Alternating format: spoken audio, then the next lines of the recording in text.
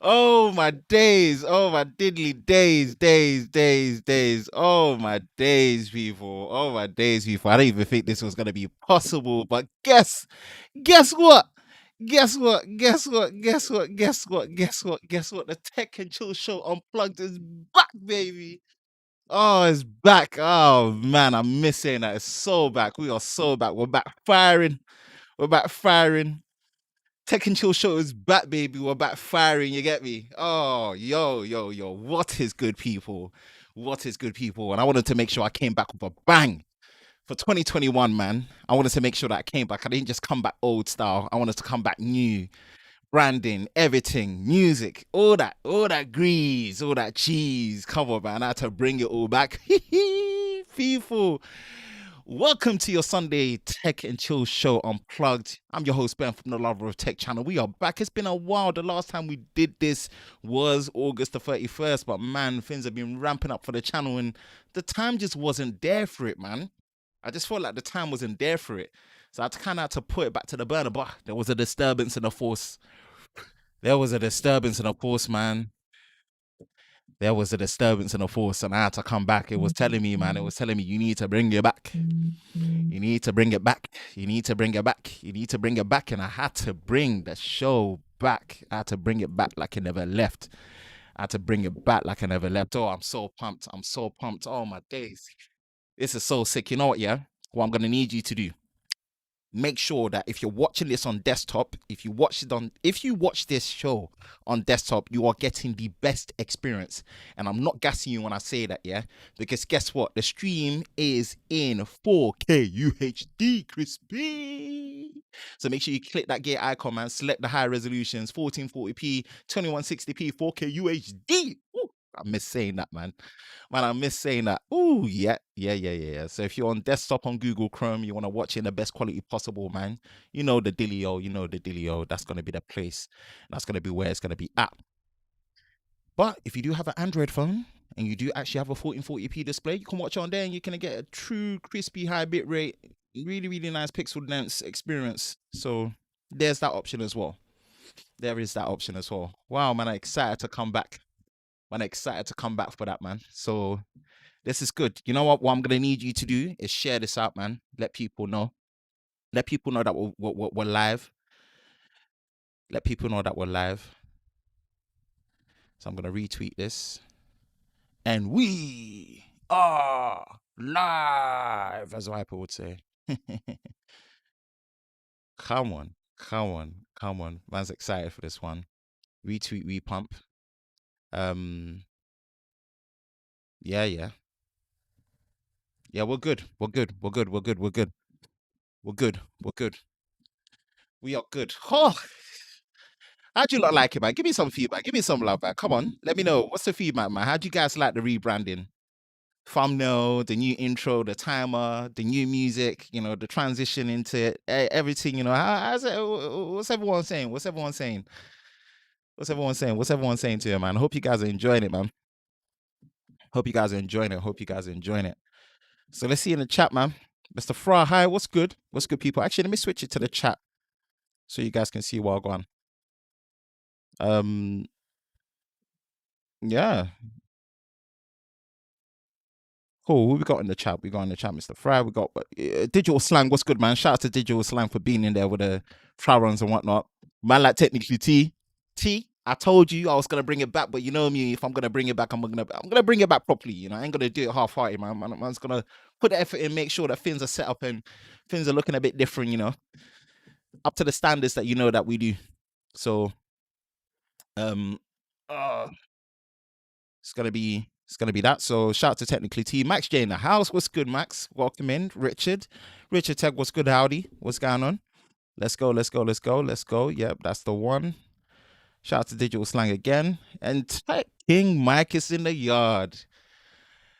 Tech King Night, Saturday Night Tech Fight. Mr. Saturday Night Tech Fight himself. What's good, man? Yes, I am back. Tech and Chill Show is back. Come on, man. We weren't gonna stop me from coming back for a while.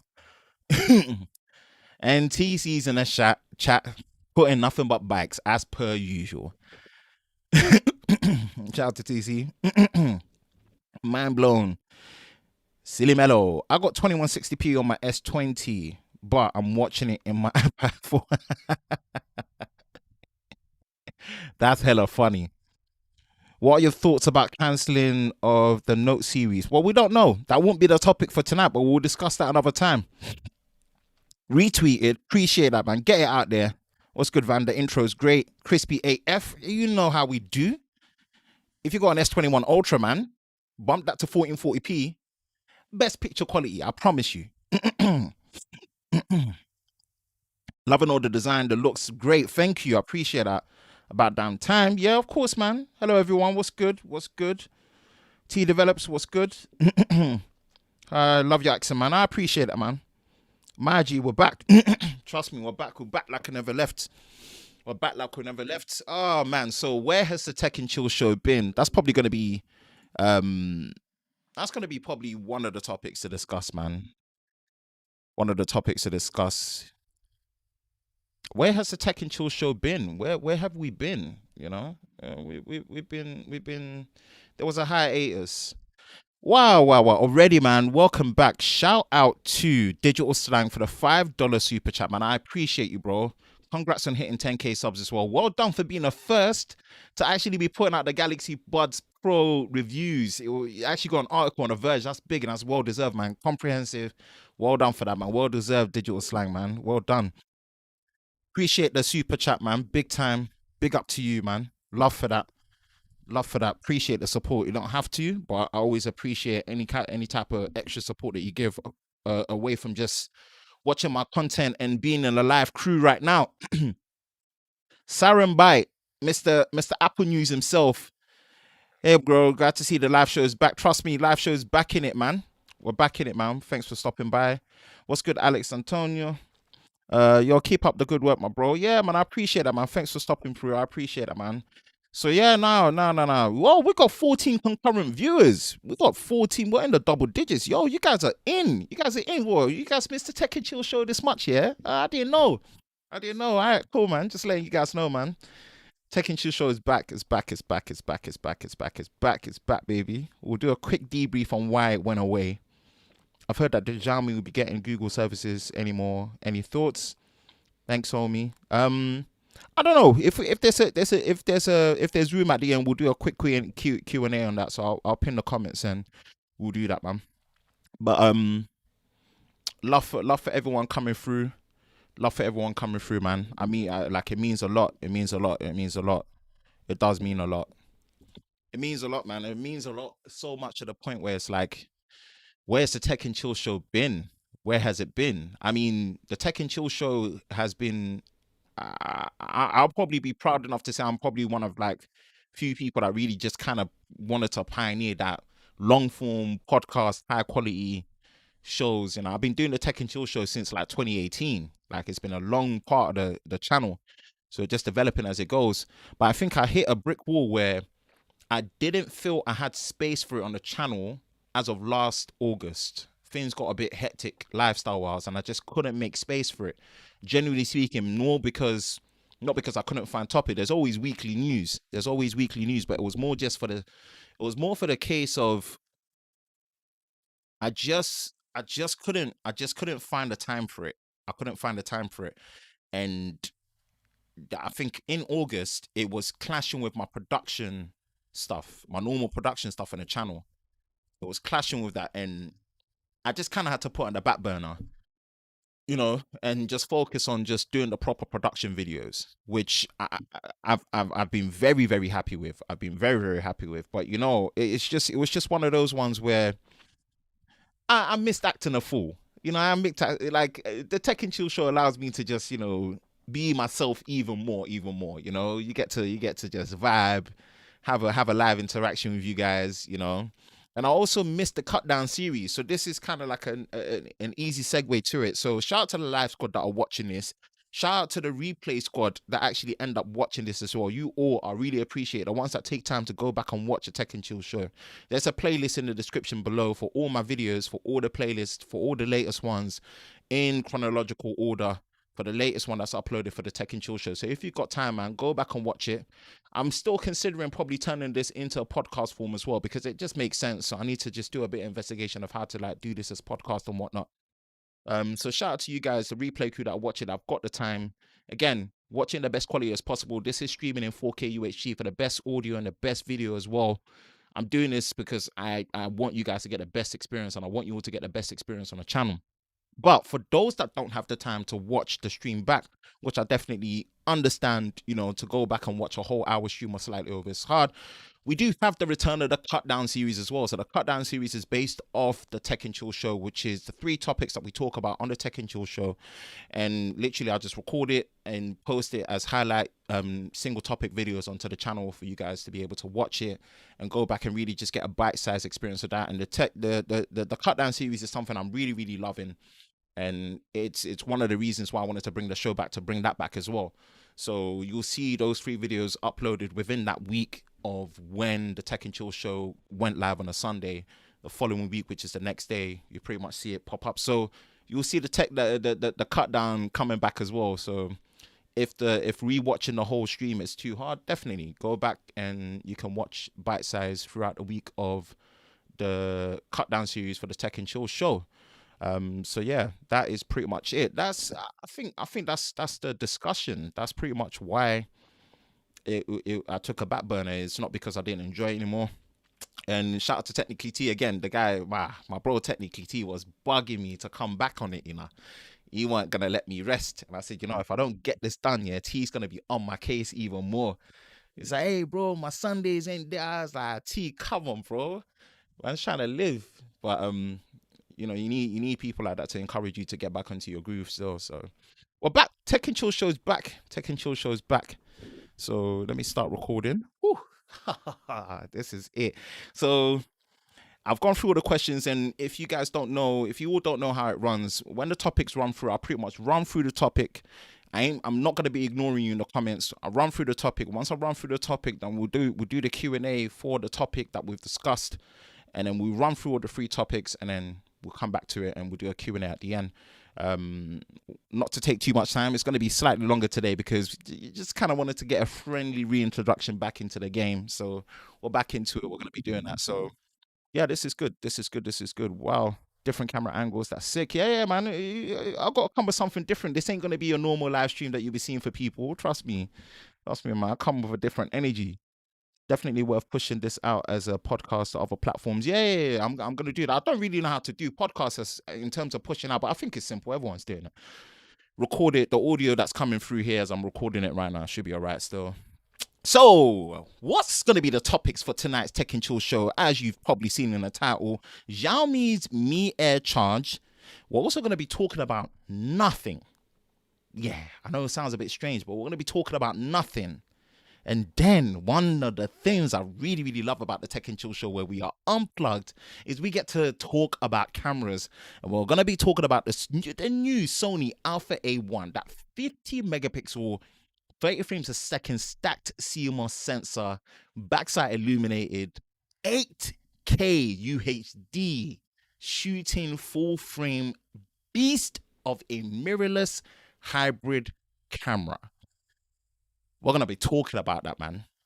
We are really going to be talking about that. Those will be the 3 topics for tonight, man, for the Tech and Chill show Unplugged, the return of the show in 2021. And I'm going to be working on making sure that I set up my Skype and my Discord, especially the Skype, to get guests back on it, man.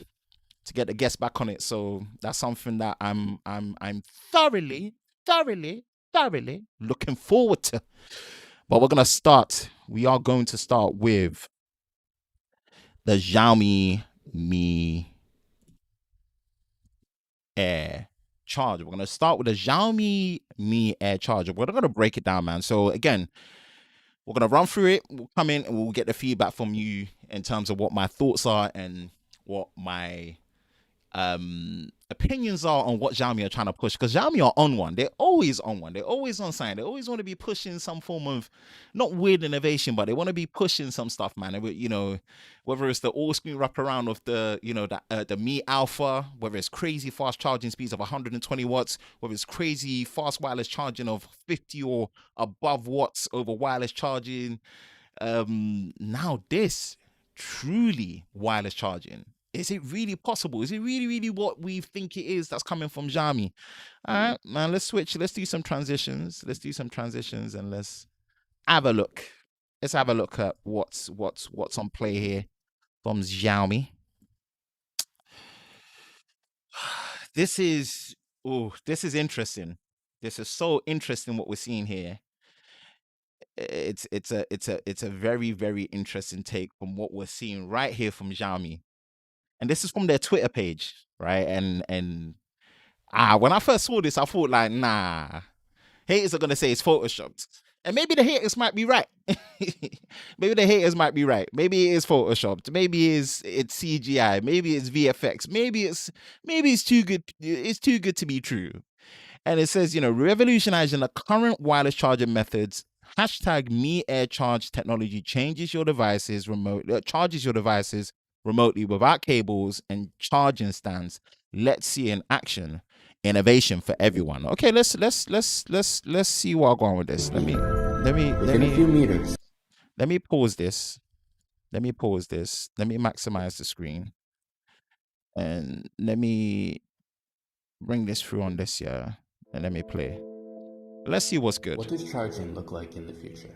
Okay. Imagine walking into a room. And your phone automatically begins charging. All right. Is that the case, yeah? Today, we're bringing this closer to reality. Introducing Mi Air Charge technology. Using a system made up of 144 antennas, this transfers energy to the smartphone in the form of an extremely narrow millimeter wide wave beam. Within a few meters, we offer a 5-watt remote charging solution. Okay. Taking that a step further, it also supports multi-device charging. Charge on the move, while gaming, or even when something's in the way. Looking ahead, smart living goes truly wireless. This isn't science fiction. This is technology. Mi Air Charge technology. Already, yeah. I'm not laughing. I like, you know, yeah. I like the fact that they had to clarify it. They had to clarify it first of all. Okay, so what it says on the next one is, so we're excited to bring you the remote charging technology, Mi Air Charge technology. Charge multiple devices simultaneously while you're gaming, walking around, or even when something is in the way. No strings attached. Boy, no strings attached. It sounds like some of the people that I know. Another giant leap forward in wireless charging technology. Okay. Really? Really? Okay, remote charging, no cables, or okay. Wow. I'm speechless. I am speechless. I'm speechless. As someone that is not I'm not really a wireless charging type of person. The ones that know me on the channel, I'm a big advocate on fast charging, highest capacity possible, but the fastest recharging time as possible. It's a big staple of my channel. It's a big staple of what I do in terms of the content that I post on the channel, because it's something that matters to my lifestyle, right? My lifestyle is very hectic in terms of just, you know, just what I do. I'm probably one of the only few people that you're going to find that doesn't actually charge their devices overnight, because I just don't remember to. I don't remember to, and I've got weird plug positions in my place, so I don't always remember to actually charge what I need to charge. So I dip for the longest time. I really depend on true, efficient, fast charging. But this might just add to the convenience of someone like me that really never really class wireless charging as wireless charging. I always class, and I did a video on this, and I did a discussion of this. I've already the standard of what Qi wireless charging is. I've always classed it as contact charging. or contactless charging. And I've used this methodology based on the fact that with contactless charging, it's very much the same as contactless payment, right? When you're making a payment with your contactless card or your NFC based smartphone, right, you don't actually have to make contact with the pad. Within close proximity, you can charge, like it makes a payment, but most people touch it. So it's contact based. So that's how I've seen the standard of wireless charging, because there's a wire to the pad, but there isn't a wire to the phone, but it's a contact made. I just think the worst thing that they gave it was wireless charging. I think that standard name of wireless charging was just to make it sound fancier than it would have. That's me personally. I think they should have called it contactless charging or contact charging, right? That would have made more sense, because this really does look like true wireless charging. When we say wireless charging, it's the same principle as what your wireless earbuds behave in terms of true wireless or wired with Bluetooth. You know, there's generally, it's a wireless transmission. Now, I've seen this and I'm like, really, it really does amaze me if this is going to be the case. There are some concerns that I look at it, right? Because if it's using the ultra wideband frequency, if it's using a thin frequency to do that, it's probably going to be based on the same millimeter wave 5G frequency. So I'm really, really interested to see how they're going to pull off this thing of being able to charge even at 5 watts. Even at 5 watts, how are they going to be able to charge with objects in a way? One, that's the first thing that really comes in my mind. Second, how many devices are we talking when you say multi charging solution, multi device charging? How many are we talking? Technically, two is multi. Is that all you're talking about? We don't know how many devices. So I'm just, again, off head. That's the main point of concern, or the question that comes in mind when I'm looking at what other thing, how many devices? Okay. Is it really going to be able to sustain the 5 watts? The radiation concerns, right? The size of the base station. Then we're also then looking at how much power draw is coming from the base station to be able to do that, right? What type of, what type of charging management or intelligent charging management is going to be doing? How much of an open standard is it going to be? Because right now I feel like it's going to be very, very, it's going to be close to being a proprietary solution. It's going to be close to being a proprietary solution. And it would make sense for them to do that, because they want to incentivize people to come into some form of what their ecosystem could be for what they're trying to build with their wireless charging ecosystem. How much of an open standard would it be? Will people adapt to it? Will there be a coalition next to the Qi wireless standard to make it an open standard? Or are people going to fragment it and make their own versions of it? That's another thing that comes into mind when I'm thinking about it. And then the cost. How much is this thing going to cost? Because the size of that base station and what that base station is, it looks like it's going to cost a lot of P. It looks like it's going to cost a lot of money. So I don't. Those are the things that run in mind. Yeah. But as someone that isn't a wireless charging person, because I really don't like I don't think, I know Apple made the attempt of MagSafe to make it more convenient and more secure with being able to plant it on the pad and the magnet, links up. But then obviously the flip side, other people have been saying with MagSafe, is that you don't get the ease of having to pick it up. So there's that. But the inefficiencies of it.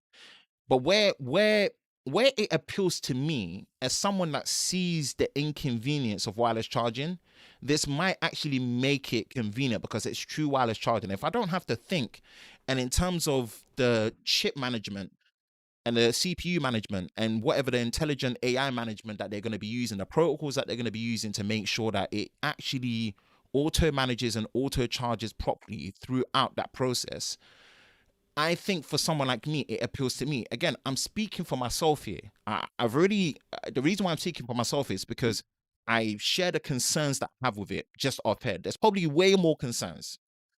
But I've shared my concerns, but I'm looking at it as, for someone like myself, I could see the convenience of it. I really could see the convenience of it. And it's good even with Xiaomi's track record of not always necessarily and following through, one thing that I have a bit more confidence in them is the fact that when it comes to R&D and innovation in charging tech, they've been pretty much on point. They've been doing good. They have been doing good. You've got to kind of give them a bit of credit for that and see how this could be a possibility and how this could shake up the industry. Because based on popularity contest, they might not be the popular solution, but what they will do is push other companies forward to really think and see if this is a good solution and if it's a viable solution. And I think it is. I think it is. And I know the attention for us is to look into battery tech and make batteries last longer. I still want that to be the case, but I think this is also something I'm not complaining about the development of it. It looks interesting. It does look concerning. Anytime any company is trying to do anything out of the norm, whether it's been done before and it flopped and they're picking back up, or it's not been done before and they're doing it for the first time, there's always going to be that point of concern, which is perfectly justified in that sense, right? But I'm looking at it from just a simplistic, making the process easier for the general public. I don't want to use the average consumer because I think that just insults the person and how educated they can be in their user experience. But for the general public, and even for someone like me that really, really just does not see, I don't want to say I don't see the need for wireless charging. It's just wireless charging doesn't benefit my lifestyle. Something like this could do, especially if it's simultaneous, it's autonomous, it's well managed. The AI on it in terms of on a firmware level really manages it well. Even with all those concerns, if this is the first bridge of a gap to really bring such a technology into fruition, to really make it a reality, I am all for it. I'm all for it. Even with the concerns that I've stated from before, I'm all for the development of this as someone that genuinely is very interested in charging technology as a whole. This excites me. And I pray they develop on it, and I pray that other companies see this as a good solution to really start developing R&D in, as well as obviously the development of things like, graphene based batteries and hydrogen fuel cell based batteries in a thinner and more safer, efficient form to really have maybe double the capacity within the same entropy based formation batteries that you'll find in slimmer form factor phones like what we have. It would be great to see something like an iPhone 12 mini, my favorite iPhone ever, have double the battery capacity based on the entropy formation capabilities and advantages of graphene based batteries or hydrogen fuel cells in a small package. So it's just something to consider. But speaking for myself, man, even if it's just like it looks like a fantasy. It does look like science fiction. And that's one of the reasons why I laughed when they said it, because I was thinking the same thing in my head. And it's almost like the clock people will say this within the right time. So they said, this is not science fiction. So I rate what they're doing. I rate what they're showcasing. I hope this isn't just a fad. I hope within the next year or two, just like when Samsung first showcased the Infinity Flex platform, and I'm here enjoying, the Note series, the Flex series, the Infinity Flex platform with the Galaxy Fold 2 and where it is. Xiaomi, please follow through. I beg of you, follow through for us, yeah? Because stuff like this is what really, really stops people from saying that smartphones are getting boring, tech is getting boring. I'm like, yo, you guys can't really be saying that. You people can't really be saying that when companies like this are trying to really break the mold and really make certain things that were kind of a half-baked solution of wireless charging, which should have really been called contact or contactless charging, to really make it true wireless charging. So yeah, I think this is a quick fire enough, man, of my thoughts on it with the Xiaomi Mi Air Charge. Yeah, the Xiaomi Mi Air Charge. All right, Q&A. Let's go into the questions and see who else has entered the chat. And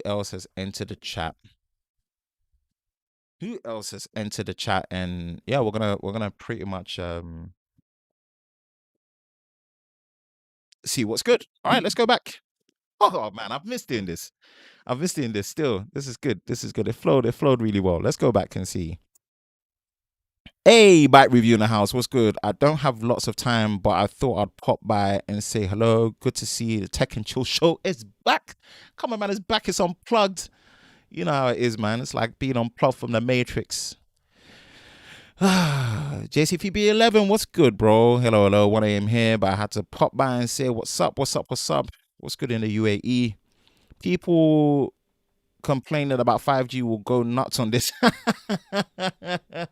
And shoot it. Oh, my days.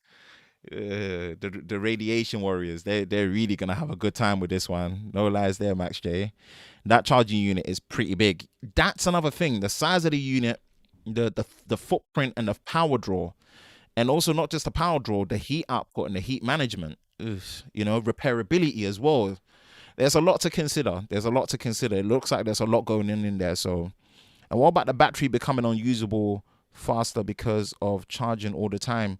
Yeah, but you know, I say this, man, but you look at a company like Apple and what they did with the throttling of their devices, and they have been on slow charges for time. Batteries are going to deteriorate near enough the same time. You're fast charging these phones at 30 watts to 65 watts and above.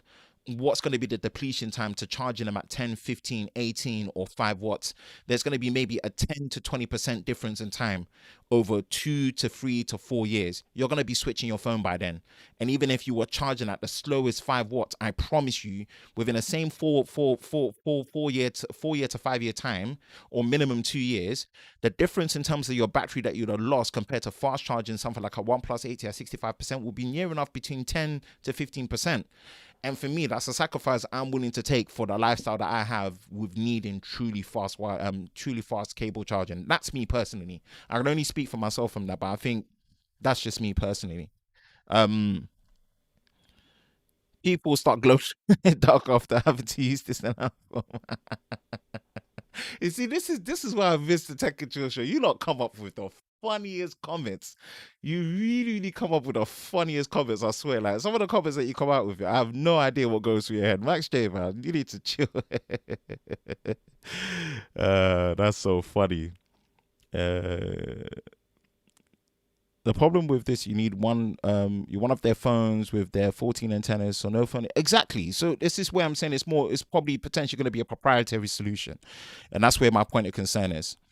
I wonder when the phone will be decided once the charging. Yeah, you see, again, or will it need to be instructed? This is what I mean about the autonomous nature of it and how much of the user has control to control that, and how simultaneous and autonomous that management of when it needs to charge wirelessly by itself when it's within range. That's another thing to consider. Um, and the convenience, but also fry your internal organs in the process. You lot are such clowns, I swear down. People. Yo, what's good tech for you needs? Welcome to the live stream, and I appreciate you being here. Hell has frozen over. Darren Gloucester's in the chat. Darren Gloucester's been uploaded as well. Hell is definitely frozen over. Selling my kidney out. Black market, nah. you lot, you lot play too much. Honestly, I swear you lot play way too much. You know, all these new cool experimental things are cool, but I pretty prefer the old 25-watt USB-C charger, fast, safe, and cheap. 30 watts for me. 30 watts for me is my I think 30 watts for me is my minimum standard of classing a phone as fast charging. That's me personally. 25 watts is just Yo, what's good, Tech Gear Talk? What's good, Siggy? Thanks for coming in. Also, Xiaomi loves to show cool prototypes and forgetting them. RIP Xiaomi Mi Alpha. Yeah, I agree with that. And again, that's what I stated, man. I hope they just follow through. La T. Go, Benja. What's good, T? You're right. Thanks for joining. I didn't expect to see you on here.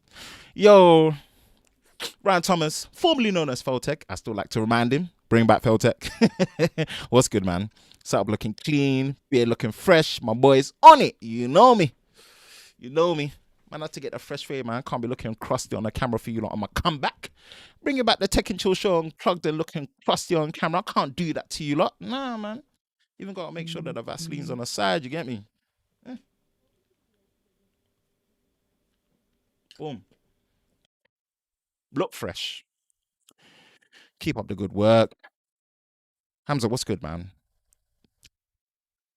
What's your favorite phones? 1, 2 for photos, 3 for video, both for okay. My favorite phone, it's the Z Fold 2. I'm basically a broken record now.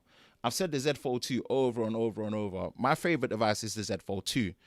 I'm blessed enough to now be doing phone reviews to the point where I get devices, whether on loan, to keep, to buy. So I don't necessarily have a daily driver, as people like to call it, right? But ultimately, the Z Fold 2 is my favorite device. In terms of photos, Pixel. This is purely subjective, but the Pixel, anytime I bust a picture with the Pixel, I'm always just amazed. When it comes to video performance, iPhone series. Pro Max video performance, definitely. Um, that's the best way I can kind of break it down right now. The phone with the best typing experience I've personally used with the best haptic feedback has to be the OnePlus 8T. OnePlus 8T, typing on that thing, yeah, haptic feedback on that thing, performance on it, so butter. Hopefully that answers your question, Siggy. Um, enjoying the content. I appreciate that. I'm glad you're enjoying the content. 9 to 5 Mac. I know who that is. Miles, that's you, innit? 9 to 5 Mac. 9 to 5 Mac never ever comes in. Miles, that's you. You better not get in trouble, What's good, Miles? What's good? Latrell Jennings, what's good, yo? Hey, people, I got people. Yes, boy. I got people in here. Barry Johnson, man. I missed a notification. Let's go. Yes. What's good? What's your main phone, man? I don't have a main phone. I really don't have a main phone. Trust me, I don't have a main phone. Man, like Feltech, also, I think it would be it would work properly only within 5 meters range. Yeah, I mean, and it starts losing again. These are all the things that I stated. So it's interesting. It sparks the conversation.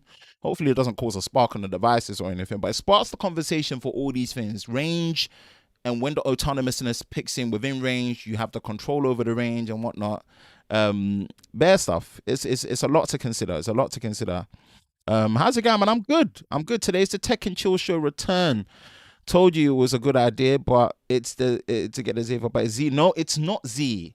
It's Z. Z Fold 2, Max. We have this discussion. Don't be too American. You're on the European side of things. Don't be too American about this.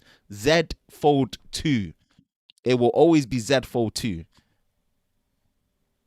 ZED. Let's go. Got to be on the Pixel on deck. I won't tell if you want. Yo. Your experience review of the AirPods Max was just so dope, bro. Honestly, so dope. And that intro, I think a lot of people must have thought their AirPods must have the battery must have died. That's sick, Mars. I rate you for that. So, all right. Cool. Next topic.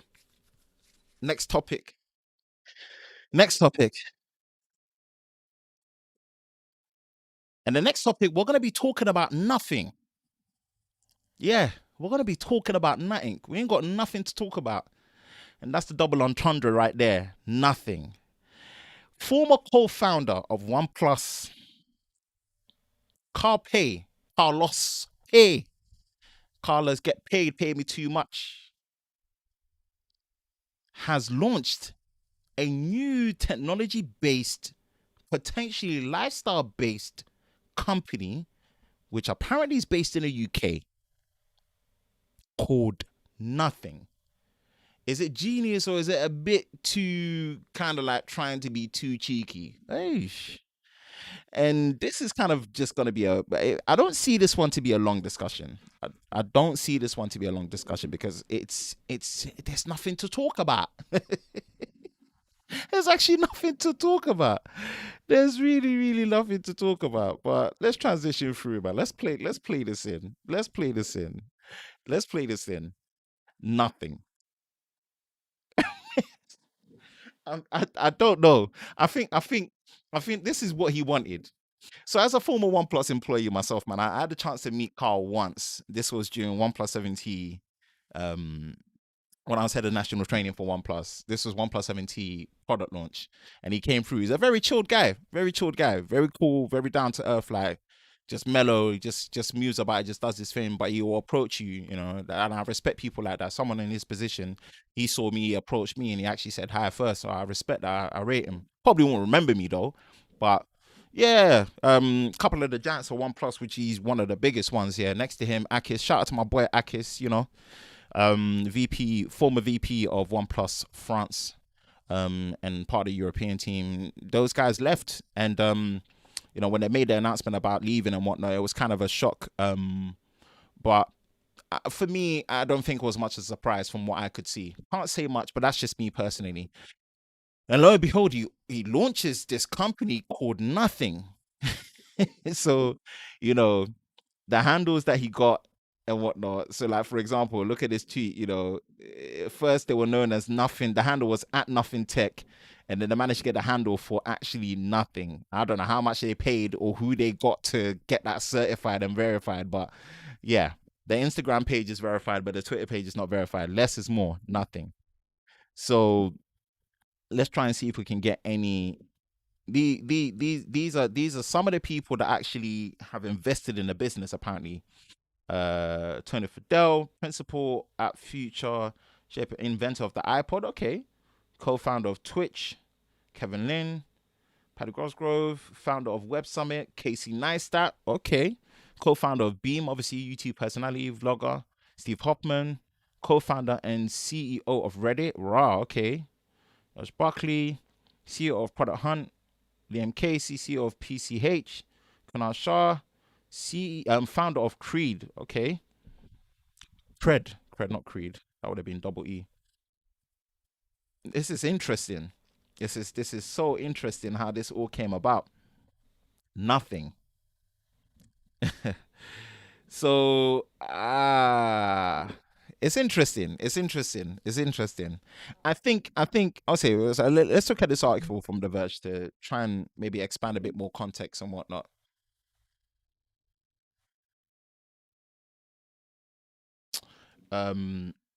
Okay, co-founder's next company is literally called Nothing. Yeah. That's the man himself. Confirm, however, that Nothing plans to release. However, that plans to release products multiple. Okay, let's look at this. Co-founder Nothing describes itself as London-based consumer technology. Okay, it's a London-based consumer technology company and counts the likes of. Okay, yeah, Nothing. Okay, let's look at this. Yeah, it says Nothing's mission is to remove barriers between people and technology to create seamless digital future, says Carpe, Nothing's co-founder in a press release. We believe that the best technology is beautiful, yet natural and intuitive to use. When significantly advanced, it should fade into the background and feel like nothing. Okay, I like that. I think this is quite genius marketing. And Carl is very, very good at that. Carl has been good at that for a minute. Carl has been very, very good at that for a minute. He's been good at that for a minute, and I think for his last project that he did with the OnePlus Nord launch, you can really see the hype that went behind the Nord, and I think it's genius. It is genius that being able to be brave enough to call your company Nothing. It says a lot as well. It says a lot. It says a lot to what you're trying to put out there. So I rate that. It's very interesting. It's very interesting. I don't. Again, there is nothing to talk about because I don't know what to talk about based on that mission. Yeah, I know they draw a lot of inspiration from Apple in terms of aesthetics and a seamless integration, not having to worry about it. The cliche term that we really throw around a lot, it just works, and I know that's where the foundation is. Nothing to worry about, nothing to be concerned of, nothing to think about. You just use it and you don't need to worry about anything or nothing at all. I get it. I really do get it. But what could the products themselves be? What really could they do different in terms of the products that we're used to? Or is it bringing what we know, but bringing it with a different experience? Are they going to be tackling their own operating system to have that level of nothing to worry about experience? Is this something that they're really going to be doing? Are they? There's so much questions. There's so much more questions and less answers. And I personally believe putting us in this limbo is what is going to get us wanting to know more. And that is where it's a very, very interesting strategy that he's pulled. It's very, very interesting, from the company name to the marketing to the branding to the people that he's got invested in the business.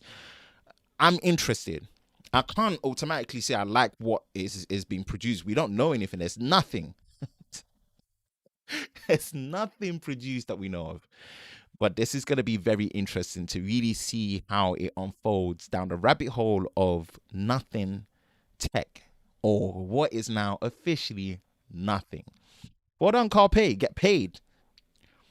Well done. Well done. I'm interested. You got my attention. You got my attention. I'm intrigued. What type of products are we talking about? Autonomous home, smart home devices. Are we talking about TVs? Are we talking about mobile phones, of what I know from them? Earbuds, smartwatch, smart tags. We don't know. We don't know. We don't know. We don't know. We don't know anything yet. There's nothing to know at the minute. Again, how many nothings you want me to throw in there? Damn, that's your company name. So it's gonna be interesting. It's gonna be interesting. It's gonna be interesting, no doubt. I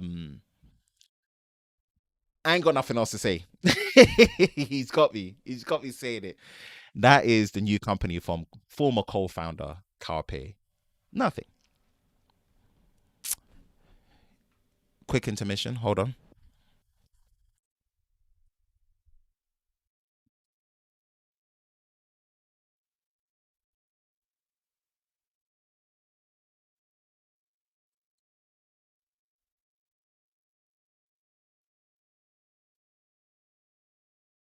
Oh, boom, boom, boom, boom.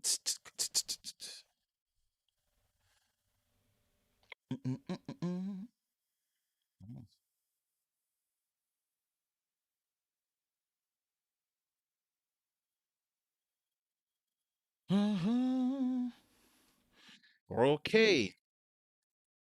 Ah, nice chair. Thank you. Appreciate it. Appreciate it. How you guys? How you all, ladies and gentlemen?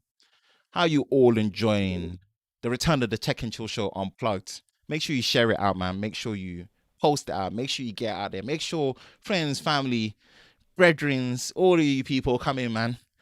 Let's vibe with it, man. Tech and Chill Show is back, baby. I'm really, really glad to have it back. I'm glad to have it back. I'm glad to have it back. And yeah, again, if you're watching it on desktop, man, make sure you hit that gear icon. Change it from 1080p up to 1440p, all the way up to 2160p, 4K UHD. Crispy. Gotta have that crispy experience in there, man. Definitely gotta have that crispy experience in there. But yeah, I think two very interesting topics. Two interesting topics, and we got one more to hit up. We've got one more to hit up, but before we hit that one more up, you know what we have to do? We have to transition into the chat. See who's in the chat. See what people are saying in the chat, man. Let's go back up. Z, I'm watching with my OG Fold now. Okay, cool. Thoughts on Huawei devices since the loss of Google? Yeah, it's a shame. It's a shame. It's a big shame. I think it's just dented them. It's just dented them. The quote unquote losses that they're making is painful. Because on a global market in China, they're fine, but on a global market, they've just been crippled. No carrier is going to take them. I know 3Network really tried their best to take them, but it's just going to be a convoluted experience. I know Carphone tried, but Carphone's business has gone down major since, most of their high street stores have, all their high street stores are gone. They're just in the stores in the Curry's PC worlds. So they couldn't really take them and vouch for them either. It's, I feel for them. I feel for them. Like Trump administration were on serious smoke and they meant business and they really, really just, boy, they put their money where their mouth is when they said they were gonna go after them. And boy, it's sad. It's sad. I feel for them. I feel for them. I respect the fact that their tenacity to still keep going in some capacity, and it's mad. We'll probably talk about what they announced with their next, Mate X folding screen device. I think they've been sending press invites out.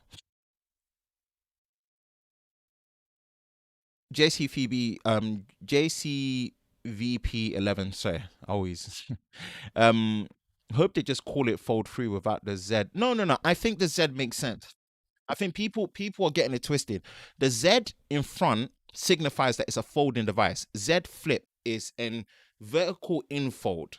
Z Fold is a tablet-based fold. I don't think people need to complicate it too much. The Z, if you squash a Z, right? You squash the whole point of using a Z, I clocked this. The whole point of using a Z, yeah, is because if you fold a Z down, it's meant to signify a folding a folding kind of mechanism.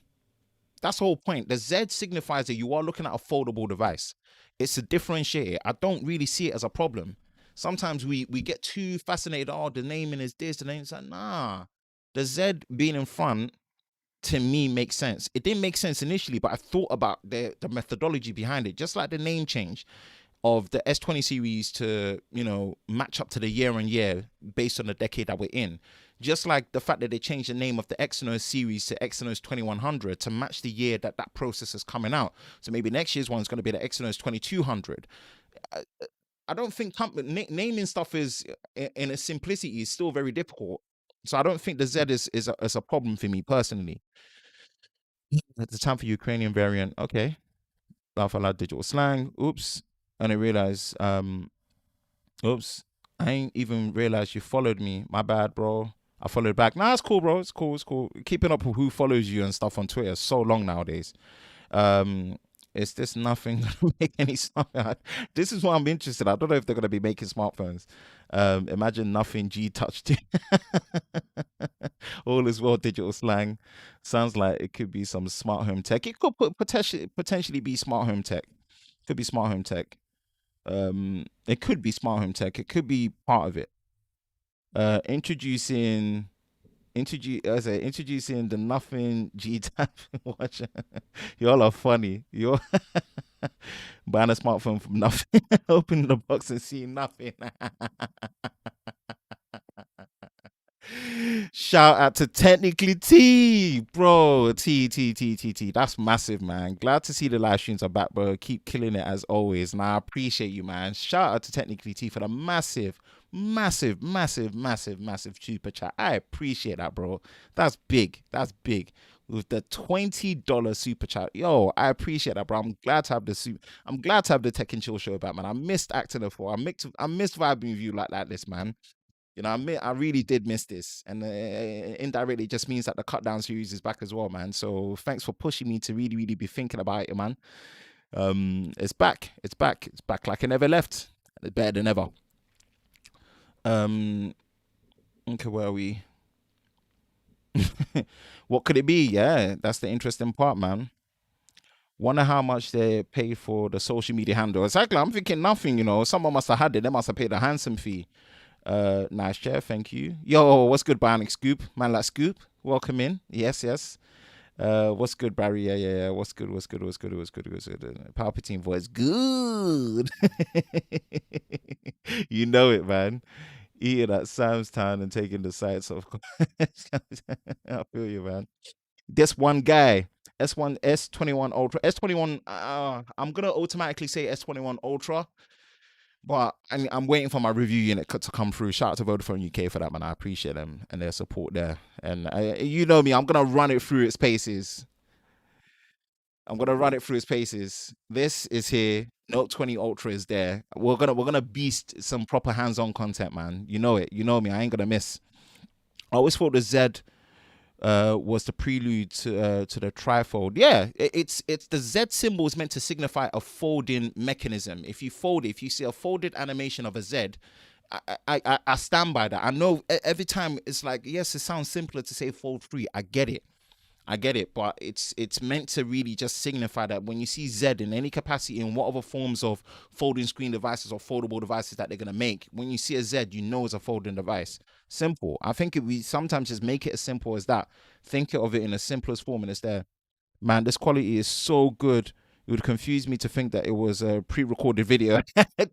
That's the whole point, man. This is what I say, man. Watch it on desktop, 4K UHD, man. This is being streamed in 4K UHD. You watch it on your device as well, man. If you've got a high resolution display, 1440p and above, watch it. You're going to be seeing it in higher quality, higher bit rates as well, man, for sure. Facts to Latrell. Watching from GH Ghana. Yes, what's good, people? My Ghanaian brothers and sisters. Would you love to try Samsung's lowest end smartphones? If you do, what do you think there? Yeah, I mean, I'm very familiar with, as someone that used to work for Samsung myself for a couple of years, I'm very familiar with Samsung's low end to mid range phones, the A series. So it's just the time to get review units, because because I don't always buy my stuff. I always got to pick and choose what within my budget at the current state that I'm in for what I'm gonna buy.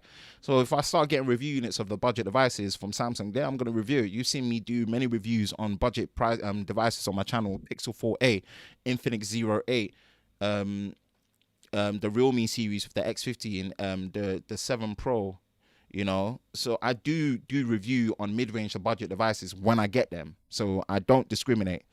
When it comes to that at all. So watch for that. Watching it on my Galaxy 4. Yeah. Generation Fold 1 people, my people thems. We're gonna be talking about future products, man, but we don't want to rush it. The whole point is free topics because it hits a nice hour and slightly over. And it gives me time to really just go through. This is the highest concurrent viewers I've seen on a Tech and Chill stream, 16 on Super Bowl night. Listen, T, I told you, Super Bowl or not, we're streaming, you get me? I know Super Bowl's in a couple of hours, but still, come on now. We're doing it.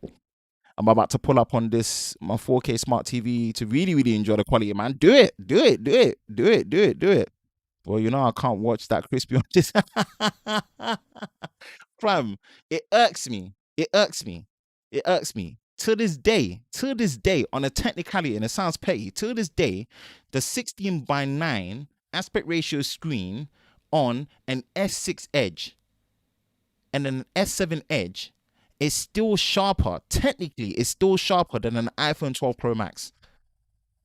The iPhone 12 Pro Max still doesn't have a sharp enough display, and the notch getting in the way adds to that. It still doesn't have a sharp enough display as a phone from 2015 and 2016. That's, to me, it's like, okay, 3.56 megapixels versus 3.68 megapixels. There's not much difference. It's not really about that. It's like, I'm like, bro, you've been doing big screen phones since the 6 Plus 2014. Are you telling me you still can't really put it's bad enough that we've let you off for putting 120 hertz displays not in there. It's bad. Like, it's bad enough you still have a design notch, right? And you're still telling me your highest resolution display with the biggest screen phone, you still can't really do a proper quad high definition display. That to me, I'm just like, bruh, for all that you can do, you can't do that. At this level, these are the little things you pick off, and it seems petty in a grand scheme of things. Yeah, we can always throw the who cares, it doesn't matter. That's just such a cop out. Oh, bro, you lot are firing in the comments, man. This is sick. I rate this. This is it. I want to switch to the Note 20 Ultra, but my S10 Plus is so good and still performs like, yeah, don't switch to the Note 20 Ultra, especially if you're going to be getting an Exynos model. Don't. It's just don't. If your S10 Plus works, keep it, man. Or just get the S21 Ultra, wait for the Note 21 Ultra. Just don't. Just like the Exynos model of the Note 20 Ultra, the battery on it is just it's got battery life that only a parent would love.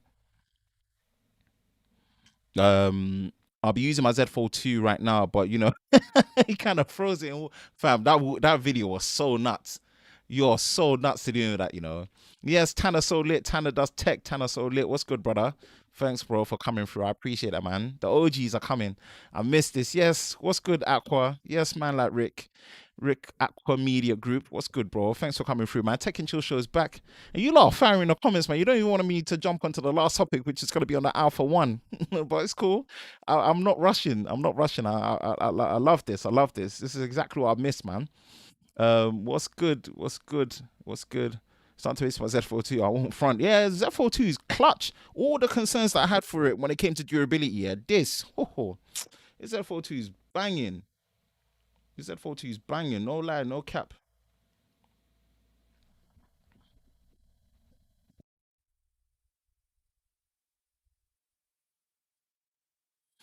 Z Fold 2, so banging. That S7 Edge was great when it came out. Now it's so bad that even the Note 5 is better when it comes to terms of. Yeah, it's true, but I'm just saying about the display. The display is still technically sharper than the 12 Pro Max. That to me don't wash. I'm debating if I should get the Note 20 Ultra, S21 Ultra. Where you thought if you're getting a Snapdragon version of the Note 20 Ultra, then you're good. If you're getting an Exynos model and you're comparing that to the S21 Ultra, leave the Exynos model. I love the Note 20 Ultra, but in my review, and I said this, it's so sad that that's the Achilles heel, the battery life. It's so sad. It's really, really sad. The battery life on that, I'm telling you, it's not good, It's not good. It's not good. It's literally, you really have to just. And what annoys me is the fact that it doesn't have super fast charging where it can top up in less than an hour to really negate that. The fact that it takes about an hour 15 minutes, an hour 20 minutes, and the battery life is deadbeat. It's annoying. It's annoying. I really, it really hurt me because I love that Note 20 Ultra. I called it a premium kin, and I still hold by that as calling it a premium kin. But it's, I don't know. I'm speaking for the Exynos 990 model. It just don't bang. It's not good. It's not good. My drinking has started too. I'm really feeling good. It's gonna be a long night. Yeah. I'm gonna watch the Super Bowl after, for real. Do you think OnePlus will reduce the price of the OP9 Pro to? Nah, they ain't reducing nothing. They ain't. OnePlus have a lot to prove for themselves. So since we're starting to shift smartphone stuff, go buy Samsung. Yo, it sucks that the Exynos version is so different, bro. It's terrible. It's terrible for the for the previous generation. I think for the we'll save that for another topic when it comes to like Exynos versus Snapdragon. I did a video about that as well, just a general video. But I think just as a general brush over, if I'm just more glad that the battery life performance has been sorted by the looks of it on the new Exynos 2100. By the looks of it so far. Everything else is suspect though, but the battery performance, okay. There's so much hype over that new Exynos processor, and then that many people down. Yeah, it looks that way so far. I'm waiting for my particular testing. Hard to use any other phone, honestly. The Fold 2 is the best. Seriously, the Fold 2, yeah. When I finish testing any other phone, man's ready to put that back. My sim needs to come back in there because, boy, I'll tell you what. Anytime I open it, man, this phone, it's clutch. It's clutch. It's clutch. Seriously clutch. It's so much hype. I had to return the Note 20 Ultra Exynos. Was so disappointed with the battery. Then went to the OnePlus 8 Pro and now OnePlus Store shot that. I love this phone. Best in terms of simplicity. Yeah, you're not wrong about the battery on the Exynos model. It's fine. Huge improvement over the S20 Ultra. My S21 Ultra is really good. Yeah, the battery performance is. I think everything else still does look low-key suspect. Performance is expected. The picture processing pipeline is a bit suspect as well. Like the difference is noticeable enough. I'm just more glad that the battery performance is the same as the Snapdragon. So I'll give him that. For battery life, you know it. I hate you lot for that. It's battery. Let me say battery how I want, man. F you lot. You lot are so dumb. You know what, yeah. I hate you. My American brothers here. You lot always come after me, innit? But it's cool. It's calm. It's calm. Your live streams are always when I'm sleeping. Your clubhouses are always when I'm sleeping at 2, 3 a.m. Because you know when I jump on them, I will decimate you lot. Watch. You know, yeah. Get me back on the Saturday night tech fight. I swear down. I want the smoke. You lot have triggered me. I want the smoke. Mike, say it up. I want the smoke. Come on. You know me. You lot are funny. What up? Yep. Yeah. I said it since my Fold around the time when it came out with 2019. Once it went to Fold, it's hard for me to get excited for any of it. Yeah, but Fold, I'm gonna go back. Yep, same. It's like nice stream, man. But I gotta go now. I appreciate all the questions. Yeah, and like you've been engaging in the comments, and I appreciate it, man. You have a good night. I appreciate it, man. Yes, sir. Yes, sir. I'm gonna start saying battery in my videos, and I know it's gonna bring more. I say battery is battery. This is the best looking phone Samsung have made, in my opinion, for the S10 Slim. Yeah. S10 design was so on point. S10 design was so on point. You lot finally made me make it through the chat. We made it through the chat. We made it through the chat. We're gonna fire on the last topic of the night, man. Last topic of the night. And for those that know me, yeah, no, I'm a big gearhead. I love gear, and I love gear that helps with content creation, especially on the video side of things. And Sony have been on a roll. So we're going to jump onto the next topic, and we are going to talk about the new Alpha 1. The new Alpha 1 from Sony. crazy stuff. The new Alpha 1 from Sony. We are talking about a 50 megapixel effective full frame hybrid mirrorless camera that can shoot burst modes of up to 30 frames a second. 30 frames a second in photo. Full frame oversampled 8.6K video, downsampled to 8K UHD 16:9 aspect ratio, up to 30 frames a second with 420 internal chroma subsampling and 10-bit internal color with H.265 compression technique and compression codec. Wow. That is nuts. That is nuts to me. And we're going to look about the tech specs. And I'm going to share my thoughts on it because I ain't going to lie to you. There's some people here that were tripping about a certain part of it that it wasn't there. But this is the Sony Alpha 1. The one. Basically, I call this camera Neo. This camera is Neo. The one. This is Neo. This is Neo. This is Sony really showing that they've been unplugged from the Matrix. They're gonna really do what they need to do. If the Canon R5 is Agent Smith, this is Neo. This is Neo. Yeah. What this Alpha 1 is doing is crazy. £6,500. It may seem expensive, but it's the same price of the 1DX Mark III, and it's doing a lot more on both sides. This is like the jack of all trades, and pretty much where it's the master of nearly all of them, but it masters a lot of stuff. This is crazy. This is crazy. I wouldn't even have time to really break down and delve it, but I want to focus on it more on the video capabilities, from the video content creation capabilities point of view. I want to break it down, and we're going to look at the specifications, and we are going to look at what it can do in terms of capabilities, right? And what my thoughts on it, and where I think a lot of people are getting this wrong, because so many other cameras that are non-content creator cameras or YouTube cameras have been dubbed as great YouTube cameras. But I'm going to say this out front. For a camera that is not meant for content creation and not meant for YouTube and not meant for video as such, it's the most capable non-video camera you can buy.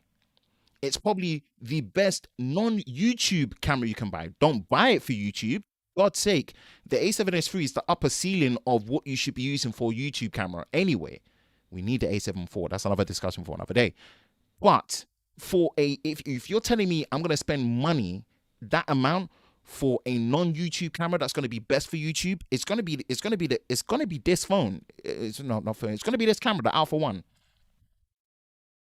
So we look at it, man, and it's crazy. It's crazy. It's crazy what it's able to do, man. It's a 4:3 aspect ratio, full frame, 35 million full frame. It's crazy, man. Look at the resolutions for the pictures, still images. Let's go to recording for movie. It's got the XAVCS, XAVCHS, which is obviously the H.265 compression technique that we've got on there. We've got H.264 that's in there as well as H.265. I'm not seeing an all-eye codec base that's in there, so XAVCS, but recording movie 8K, and this is in the H.265 compression technique, so 7680 by 4320, which is obviously in the 16:9 aspect ratio, 420 10-bit internal, 30p up to 30 frames a second, 400 megabits per second, 200 megabits per second, 24 frames a second, 400 megabits, 200 megabits, as well as what you have here. I know some people are going to say the bitrate is quite low, but the fact that they're using H.265 compression, my idea of it, because it's high efficiency video codec, HEVC, I think you're getting double the compression, or maybe 1.5 times the compression. Don't quote me, I've forgotten, but you're getting the same quality. So effectively, if you add at least 1.5 times the normal bitrate amount that you get for H.264, you're effectively looking at close to 800 megabits per second, which is good, more than good enough to really see the resolution of the data rate to the resolution amount, especially the fact that it's oversampling the image. Because remember, 8K on a 16:9 aspect ratio ultra wide is 33.3 megapixels, somewhere around there. So the fact that it's oversampling from 8.6K to 8K, mixed with the bit rate, it's going to be more than enough. You are also getting 4 4K as well, full frame, 120 frames a second. You're getting it in 60 frames a second full frame using pixel binning. When it also goes down into Super 35 crop mode, you're oversampling from 5.8K down.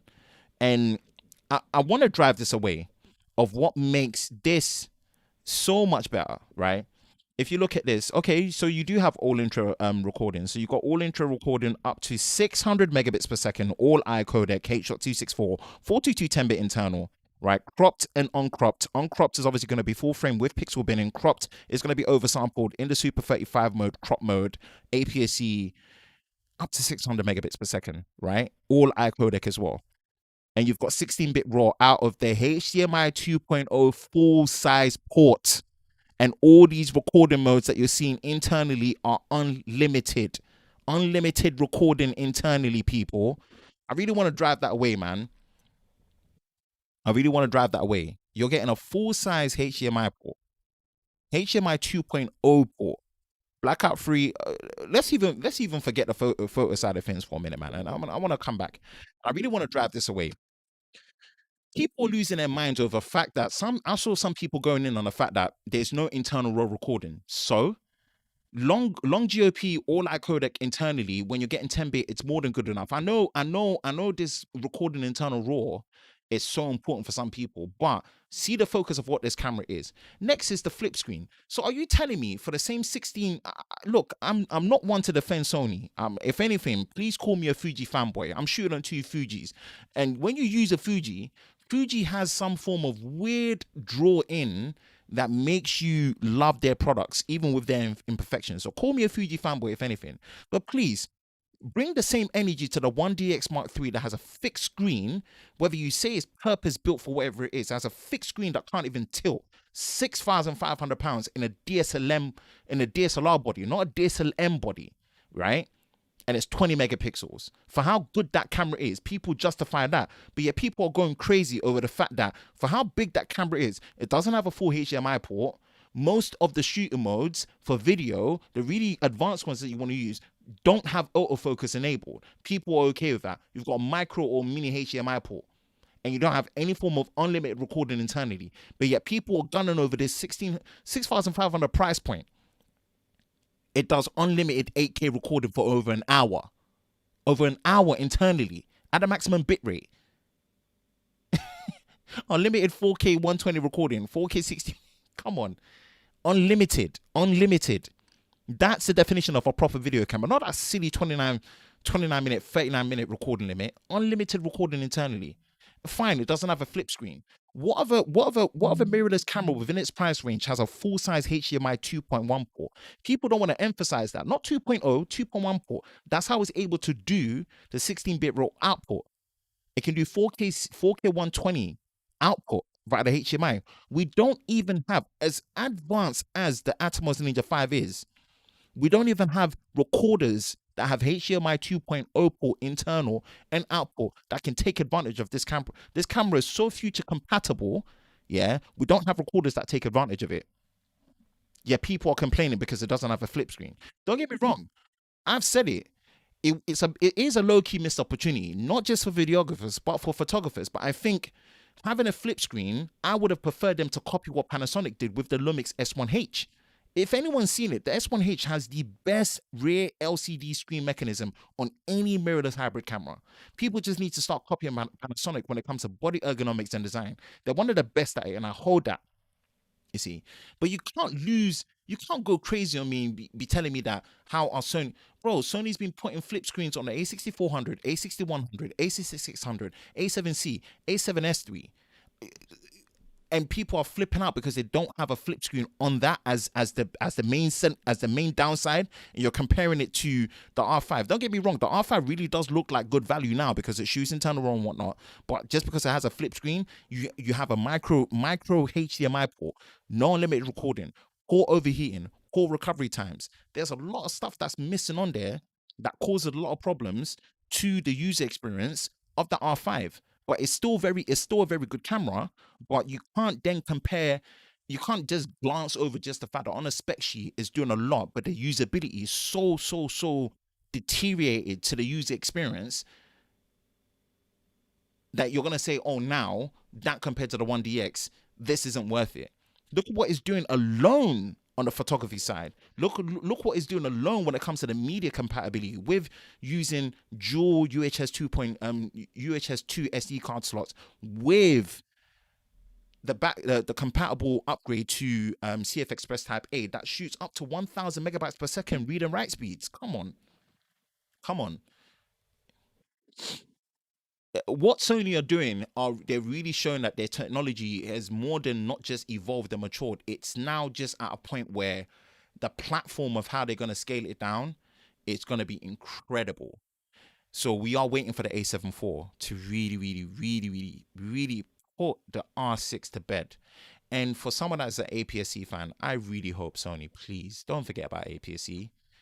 You know, you could really shake up what Fuji are doing. Fuji are pretty much the only ones that do a pro body APS-C camera. That's one of the reasons why I use them. Great value, but you're getting so much more performance out of it because you've got a smaller sensor to work with, so the technology in there can really push forward. Wow, with what Sony are really pushing for this one, wow, wow.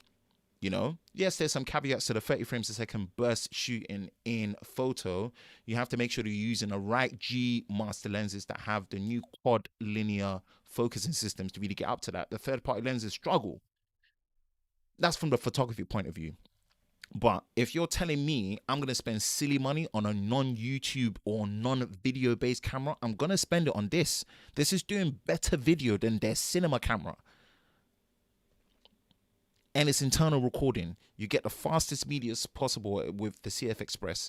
You're getting internal animated recording on all the shooting modes. Where you can get full 422, you're getting full 222, but you're getting full 10-bit across the board all the way up to 8K, and it's oversampled. And people that have done the test on it, even the pixel bin modes, are matching the detail and the level that you're getting with the A7S III. If not, probably better dynamic range. How they're able to do that is crazy. This sensor and the technology that they've got in there, people need to recognize it. You can't then, if the A7 IV came out without a flip screen, yeah, go to town, get angry. At that price point, it should be there, even if it's a photography-based camera. But this is a pro-level photography-based camera that does really high resolution. But most high resolution stills are not really accompanied with fast frame rate takes. This is the first of its kind. It's crazy. It's crazy to the point where you might not even see mechanical shutters in future mirrorless cameras. It's going to be purely electronic and silent shutter based. That's crazy, with probably haptic feedback in there to give you that vibration mode. And we know how advanced haptic feedback with what companies like Apple have been doing really does to the user experience. So yo, I want the Alpha 1 for no reason. I don't need it, but I want it for no reason. For a non-YouTube and a non-video based camera on a hybrid system, it's the best one out of all of them. So for all the people that praise the 1DX Mark II and the 1DX Mark III and all these cameras that have all these weird recovery times, autofocus not working, that not working, this missing, poor port selection, this and that, you can't praise those cameras and not say that this is not the best non-video based, non-content creation based camera out of the lot. As much as I appreciate a fully articulating, very angled display to see myself like I have with my XT4 right here, right? Where the ports are located with how things get blocked and micro HDMI and this, trust me, I'll take a full-size HDMI 2.1 port for that future compatibility. I use external monitors, and even if I didn't, I'll take it anyway because the autofocus is so great. I'll trust it even if I can't see myself. And the auto exposure and how it steps up with the aperture, exposure compensation, and ISO is so smooth and autofocus is so on point. Flip screen or not, man, people were making it out to be like the 1DX Mark II and the 1DX Mark III were the greatest vlogging cameras, and you couldn't see yourself. How are you not going to tell me this ain't going to be better than them? And you got unlimited recording. That's kind of my quick fire thoughts on the A1 and why I think people are so wrong when it comes to it. The only thing I want to be making sure that the development of things like external RAW recording with ProRes RAW gets sped up to the point where the full capabilities of things like auto white balance or white balance adjustments, ISO adjustments, the full RAW capabilities that you get from things like, Blackmagic RAW, Red Code RAW, and the compatibility across all nonlinear editing systems, even something as simple as LumaFusion to be able to support that. They just need to work on that. But for now, what they've been able to produce, boy, phenomenal. And those are my quick fire thoughts on the Sony Alpha 1. Let's get back into the chat. Oh man, Tech and Chill Show is back, baby. Whew. I can't lie. I've missed having to have this kind of long form content to really just go off head. You know, just to go off head, because I know I script all my videos to make it sound as natural as possible, and most people don't realize I actually script my videos. But it's so refreshing to be able to have these kind of long form discussions and just go off head, and I have to worry about scripting, freestyling a bit, man. It's nice. It keeps my creative juices flowing, and it just keeps a level of versatility and a less one dimensional approach to the channel that I really really strive to keep. All right, let's go back into the chat. USA has the Snapdragon and it frustrates you. Yeah, yeah. Good to see the streams are back. Yes, Tech Fusius. Cube, what's good, bro? Yeah, I really started to like the S20 design. Sony A1 is a beast for photography. I use the A6400. A6400 is amazing. What camera in that price range has unlimited recording internally? I'll wait. Still a great selling point. Still a great selling point. A6400 at that price point, body only, has unlimited recording internally. For photo camera APS-C to have unlimited recording, come on. Sony are making good moves. This one guy, Note 3 was the first to bring 4K, yes, correct, to use, I think it was using a Snapdragon 801 from what I remember. Do you think the 8K is the next big thing? Yeah, it's just a natural progression. I don't see what the problem is. I just feel like smartphones need to also incorporate 6K as an intermediate as well. Yeah, 6K is a good resolution. They're doing 8K. It's going to be like soon you're going to be seeing 8K 60 with the same level of quality stabilization. It happened when 4K first came out. You had no autofocus, it couldn't focus, it had no stabilization, there was a crop, there was so many downsides to the Note 3's 4K shooting when that first came out. Looking now, 4K is normal. You have front facing cameras that do 4K UHD 60 frames a second in 10-bit in HDR, and you get full stabilization. It's crazy. So it's going to be the same thing. Give it 5 years, 8K is going to be on the same level as what we've seen on 4K, especially with VCC.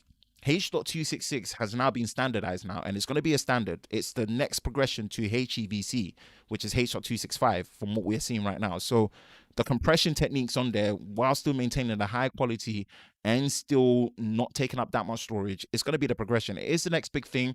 Whether it's a big deal to everyone, it doesn't matter. It's just going to be the next progression. Simples. 4K TVs back in the day, yeah, would cost you an arm and a leg. You're buying 4K TVs now with HDR of some capacity for like £400, 50-inch. That's what's gonna happen with 8K. A1 is a beast. Yep, I want it for no reason. I've never used the DSLR or mirrorless camera before. For real? Damn. Okay. All right. So you shoot all your stuff on smartphones. I rate that. So Sony doesn't hold back. Well, not right now. Having the specs in such a compact form factor is insane, and it's really impressive. Especially, yeah, the no flip screen kind of bothered me a little. No. I want to drive this away to you. The no flip screen thing. I'm not saying it doesn't bother me. What I am saying is that yes, it's a missed opportunity. What I'm saying is that at that price point now, why not just copy what Panasonic are doing with the Lumix S1H screen? I don't know if people have seen the S1H screen. It's both a tilt up and a flip screen at the same time. It's so genius. Why don't we just start copying what they're doing, where it pleases both the videographers that want a flip screen and both the photographers that want a tilt up screen and a tilt away screen, so it's still in the center of the frame. I think that's just the best thing to do. There's downsides to both having a tilt screen and just having a flip screen. Panasonic saw the opportunity. Okay, why don't we just do both? They did both, and no one complained about it. You know. But my point is, for that same price point and where it's targeted, you can't praise the 1DX Mark II and 1DX Mark III that have no form of moving screen. It's fixed. You can't praise those cameras for what they do as a purpose-built photography sports-based camera, and then be gunning at Sony that have been putting flip screens or facing screens for all the relevant cameras that need to have it, and not that one. But yet that camera that you're saying that is all good and it makes sense for that 6500 camera has a mini HDMI or micro HDMI port. Sony are putting a full-size HDMI 2.1 port that supports 4K UHD, 120 frames outside and 8K external. You can't, like, I'm just saying, keep the same energy. Keep the same energy. Don't say one thing works and the other thing doesn't for the convenience of it. Just call it out as it is. But I get it. I get it because I get it. No, I get it because It's one of those ones. It's one of those ones. Well, I just wanted to point it out there. Um, and they want an articulating screen. The A1 is a photo camera and a beast for video. Exactly. And it shouldn't be beasting that hard for video when it comes to that, but it does. The price point is par for the course for 100%. Yes, King J. Yes. Oh, what's good, bro? Thanks for coming through on the stream, my G. Appreciate you coming by, man. Appreciate you coming by still. Appreciate you coming by still. So King J in the yard, man. What's good, bro? Thanks for coming through, man. I appreciate that, man. I barely, what does it say? I barely got those 4K TVs though. Yeah, but still, I mean, it's just 4K TVs are dirt cheap now. Back in the day, they were costing as much as the 8K TVs that we're seeing now. But that's just progression, like economy of scale, production just being more effective. It's just part of the natural progression. It's just part of the natural progression, you see. Mm. Yeah, I don't know why everyone hasn't made their own version of the panel screen. Yeah, bro. If at that price point, the standard we should be holding them to, we should be holding them to the standard where why are you not doing what Panasonic did? Because before we thought it wasn't possible. Once you see a company do a body ergonomic design like that, there's no excuse anymore. You can't tell me you can't do both. Well, if you say it can't be done, well, Panasonic just showed us that we can do both. So if anything, instead of actually harping on about why does it not have a flip screen, why does it not have the screen of the S1H, and then use that same energy on why Canon are putting fixed screens that don't move on their sports mirrorless cameras. Tell me. It's as simple as that. That's what I'm trying to get at. That keep the same energy across. Don't pick and choose. Oh, Canon doing it makes sense. Sony not doing it. Sony doing it doesn't make sense. Hang on. They're putting out more than double the resolution. Yeah, 50% higher frame rate in photo, 8K that doesn't overheat, and it's unlimited recording with no 30-minute cutoff. That in itself makes it already more usable, but yet somehow, just because they didn't put a flip screen, what they've done is redundant. Please, make it make sense. Make it make sense. I do want to get a DSLR for my end of the channel. Yeah, just get something like an A6600. You'll be fine with that. I like tech so good to listen. Looking to get the Canon R6 or the bro. If you're gonna get the Canon R6, just wait for what Sony are gonna bring out. If you're gonna get the Canon R6 or R5, yeah, unless you, I personally, I think just get an A7S III or just wait for the A7 IV. For what you do, bro, like if you want proper 4K 60 out of a camera with no headache, don't get the R5 and don't get the R6. Personally, for a gaming channel like yours, King J, that you want to be showing 60 frames a second video, if you want a proper 60 frames a second video experience, get an A7S III or wait for the Sony A7 IV. If you're going to be spending that money on an R5, personally, if you want a proper 4K experience and a proper 4K 60 frames experience for your content and what you do, get a Sony A7S III. Do not get an R5 on R6. I'm not saying that to hate on Canon.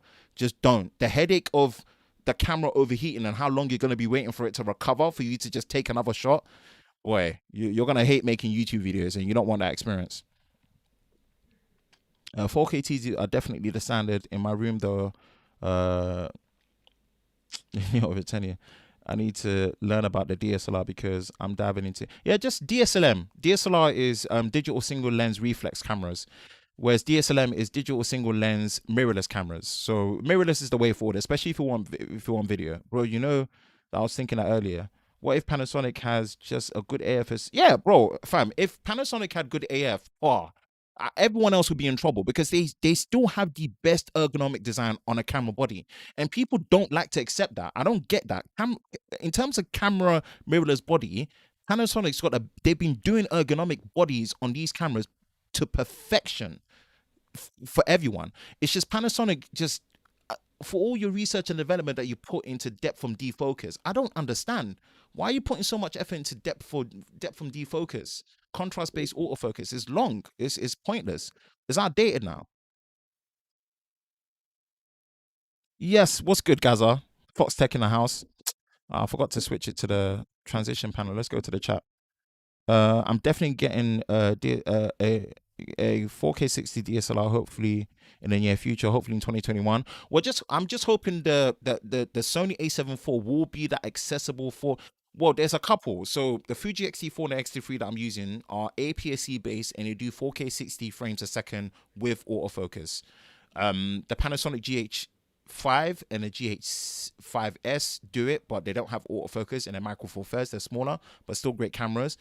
But definitively, the ultimate and the best 4K 60 based camera that gives you no issues at all and everything you want at the moment is the A7S III. But we just want that minus the 4K 120 in the A7 IV, even if we're getting 420 internal with 10-bit. Please, Sony, do that. I've put my requirements. If you do that, I'm switching. I want to do tech videos as well. R6 not, bro. R6 is gonna give you headache. I'm being serious. I'm not hating on the R6 here, but like overhits too quick. Take it from Technically T. Technically T, he's got his T Devane camera channel. He stayed on there. He's used it. He's rented it. As a video content creator first, stay away from the R6. Honestly, it's just going to give you too much headache for the type of long form content that you do with your Teach Me series, the tech videos that you want to be doing. As a gaming channel, you should be shooting in 4K 60. If you want a proper 4K 60 experience, if you're going to be spending that £3,800 on an R6, spend that same money on an A7S III, get the Sigma f2.8 24-70, call it a day. It's gonna make you enjoy making videos for how peace of mind is going to give you. It's got the same HDMI 2.1 capabilities that you get with your Xbox Series X, S, and the PlayStation 5. That's how future compatible it is with the A7S III, and it's a full size port. Headache free.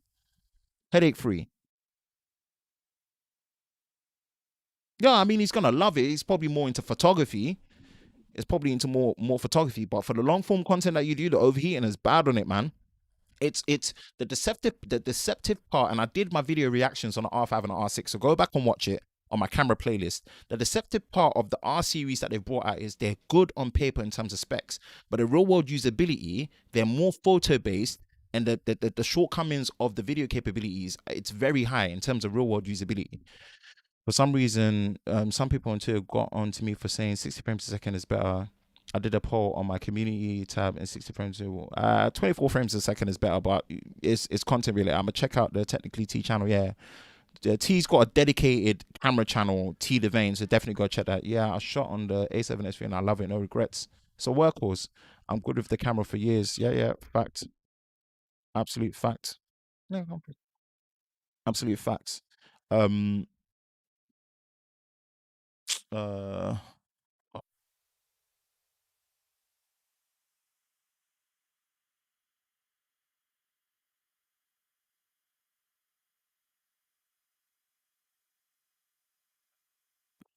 um, Yeah, you're good for it for years, bro. Unless you ended up wanting 6K at least as a high resolution. Yeah, you'll be fine. You'll be more than fine with the A7S III. Um, like I said, if there's no flip screen, and if there's no flip screen, no 4K 60 internal, and for all the requirements I put, I did put a requirements of what I want. If any of the stuff that I want, especially for me, full size HDMI port is missing, I'm just gonna save up for A7S III. It's not gonna feel any different to my X-T4. I need it to be an upgrade enough in terms of not just image quality, but more brute force usability. Yeah. So the video is lacking. Yeah, the usable capabilities of the video is lacking, bro. But yet the video specs draws you in to make you feel like it's a beast, and it is. But real world usability, it's gonna give you so much problems, bro. I promise you, you're not gonna enjoy actually using the R5 and the R6. That's the problem with the R5 and the R6. But it's yeah. I need to upgrade using for years for vlogging. Yeah, A7S III, but you'd be right. What desk do you recommend? I'm not really a desktop setup type of person. I've got the Need desk. It's a folding desk, and it's been working great for me. That's just me personally. Oh, we've done over an hour and 30 minutes because you lot just don't want to get out of the comments. You lot don't want to get out of the comments, but you know what? We've got to end it.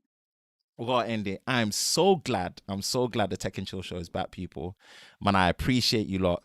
You lot have really just you lot have done me you lot have done me a solid. You've done me a solid. You've done me a solid. I'm so happy. The return is way more than I expected.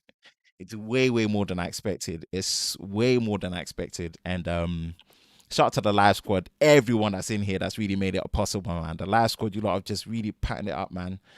You lot have really patterned it up. You lot have really made it worthwhile coming back. And like I said, man, if you're watching this, man, you want to watch it in the best quality possible. We are streaming in 4K UHD. So if you've got a 1440p display or higher on a smartphone, go watch it on there. If you are on desktop on Chrome, definitely, man. Click that gear icon, select 1440p, 2160p, 4K UHD, man. That's the Tech and Chill Show Unplugged. We stream in the highest quality possible, man. And watch out for the Cut Down series as well, man. The Cut Down series is back like it never left. So I appreciate how all of you have just really made it worthwhile, man. It's been fun. I've had fun. I've missed acting a fool. I've missed your funny comments and just how you lot come after me and stuff, man. And I come after you lot, man. It's been good. It's been good. So wrapping this up, every Sunday we're gonna be doing this around this time, man. So make sure you hit that notification bell. Make sure you all stay safe, man. Make sure you all stay blessed. Times are very strange. So if there's anything that we can do to obviously be bringing it out and just vibing to, you know, keep the entertainment for you and keep the knowledge and the and the right information that you guys need and you all need, man. I'm gonna try my best to bring it. So watch out for the flow of it, more to come. Watch out for the flow of it, more to come. I see some late comers that have come in here as well, man. Unsure, but unsure that it's a great camera. It is a great video camera. The Pocket Cinema camera 4K, but it's a independent filmmaker's camera. It's something that you've got to really rig up. It's something you've got to put work in to get the best results, because the image quality is probably one of the best, but it's not the most user friendly. It's not the most user friendly camera. You got to really work it, but it's a life hack. Depends on your budget. Comments are activated, fully active. Red camera coming soon. So glad that we're back in it, man. Nah, I appreciate it. Safe, bro. Good to see this is back. I'm glad you lot are enjoying it, man. The stream's back. Great to see that you're streaming again, man. Yes. Thanks, guys. I appreciate that, man. I have £2,000 for the camera gear. Yeah, A7. So if that's your budget for $2,000 camera, then you should be looking at A6600 or A7C. That's all you're gonna need. That's all you're gonna need. A7C, A6600. Hit that like button to sub. Yeah. Let's talk to the DM today. Yeah, speak to T for sure. I got you. I'm gonna check your stuff technically, T, man. T's the guy for that, man. Definitely. But not just his main channel, technically T, but check out T Devane for the camera stuff as well, man. All right, people. Thank you. Much love and peace. And we're gonna be rolling out. Hope you're all safe. I'll catch you in the next one.